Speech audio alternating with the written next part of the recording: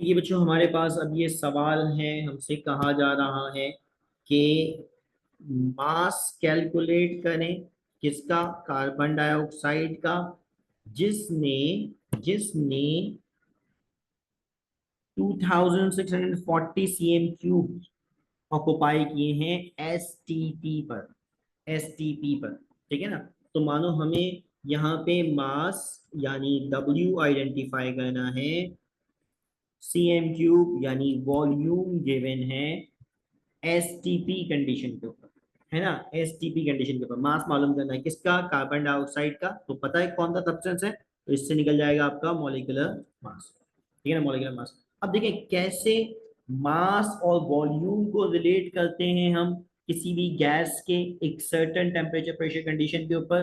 तो देखें, जब कभी भी गैस के वॉल्यूम को डिस्कस किया जा रहा है, मास को डिस्कस किया जा रहा है टेम्परेचर प्रेशर की कंडीशन के ऊपर, तो बच्चों ऐसे में हमारे पास अगर एसटीपी कंडीशन है, अगर हम एसटीपी कंडीशन इस्तेमाल करते हैं, तो ऐसे में हमारे पास वॉल्यूम ऑफ द गैस और उसके मोल्स या मास का रिलेशनशिप कैसे डिटरमिन किया जाता है, तो उसका फॉर्मूला है volume of the gas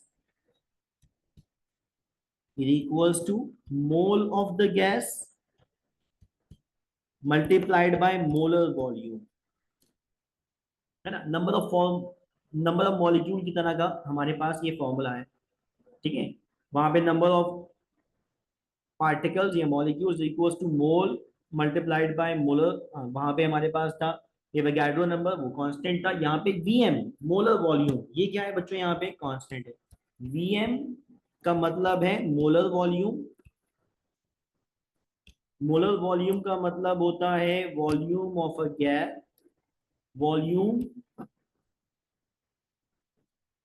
for 1 mole of a gas, 1 mole gas का वॉल्यूम एट सर्टेन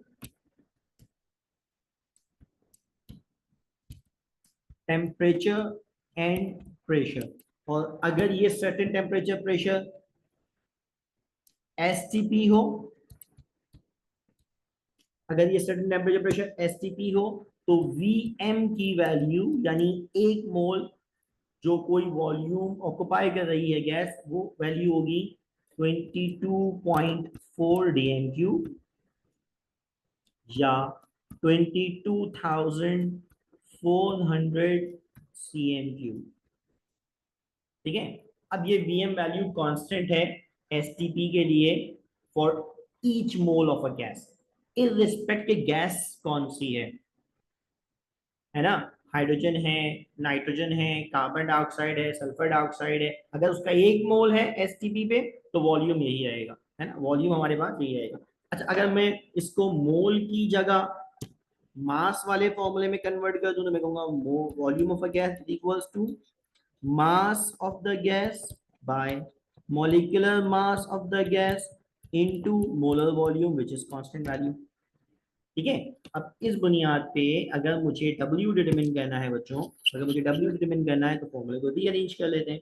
रीअरेंज करेंगे तो फॉर्मूला हो जाएगा वॉल्यूम ऑफ अ गैस, अब जी ने लिख रहा मैं, multiplied by molecular mass of the gas by molar volume of the gas which is equals to mass of the gas, ठीक है। चले वैल्यूज प्लेस करते हैं।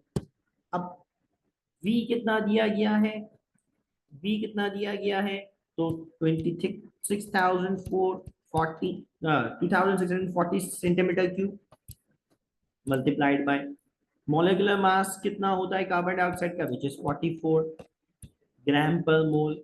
और मोलर वॉल्यूम की वैल्यू ये रही अभी जो हमने लिखी है, सीएम क्यूब इस्तेमाल हुआ है तो सीएम क्यूब वाले लिखेंगे 22,400 सेंटीमीटर क्यूब, ठीक है। अब अगर हम ये वैल्यूज प्लेस करते हैं कैलकुलेटर के अंदर, तो हमारे पास इसका आंसर क्या आता है, तो बच्चों इसका आंसर निकल जाता है कि मास ऑफ द गैस यानी कार्बन डाइऑक्साइड आ रहा है 5.16 ग्राम। ये हमारे पास mass of the carbon dioxide है, ठीक है बच्चों, समझ में आई बात, कैसे वॉल्यूम को मास में कन्वर्ट करते हैं गैस के एसटीपी पे। Thank you.